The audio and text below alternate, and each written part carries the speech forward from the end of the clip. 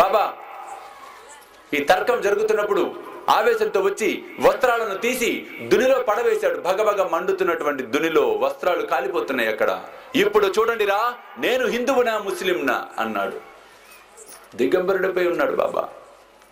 దునిలో పడ్డ వస్త్రం ఏ విధంగా అయితే కాలి బూడిదవుతుందో ఈ వస్త్రం కూడా బూడిదే కావలసిందే.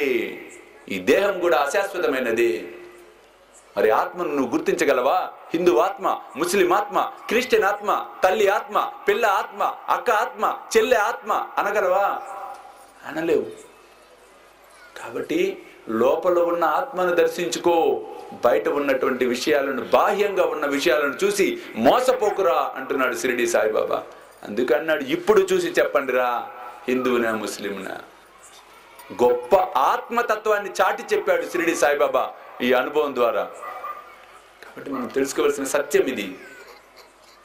ఆత్మను చూడాలి, ఆత్మను దర్శించుకునే ప్రయత్నం చేయాలి. అదే ఆత్మను చూడటం అంటే ప్రతి జీవిలో సాయిబాబా ఉన్నాడు అనే సత్యాన్ని గమనిస్తూ ప్రతి జీవిలో ఉన్న సాయిని చూసే ప్రయత్నాన్ని చేయాలి. అది మానవుడు అవ్వచ్చు, జంతువు అవ్వచ్చు, ఏదైనా అవ్వచ్చు, ఏదైనా అవ్వచ్చు. తర్కడ్ భార్య ద్వారా బాబా మనకు నిరూపించాడు. చూడండి, కుక్క దేహాన్ని ధరించిపోయి ఆ తల్లి వేసిన రొట్టెను భుజించి, అమ్మా నువ్వు వేసిన రొట్టె ఇప్పటికి కూడా త్రెణుపులు తీస్తున్నానమ్మా, ఎప్పుడు ఇలాగే చెయ్యి, సద్గతి లభిస్తుంది అన్నాడు బాబా. శునక దేహాన్ని ధరించిపోయాడు ఆయన. అంటే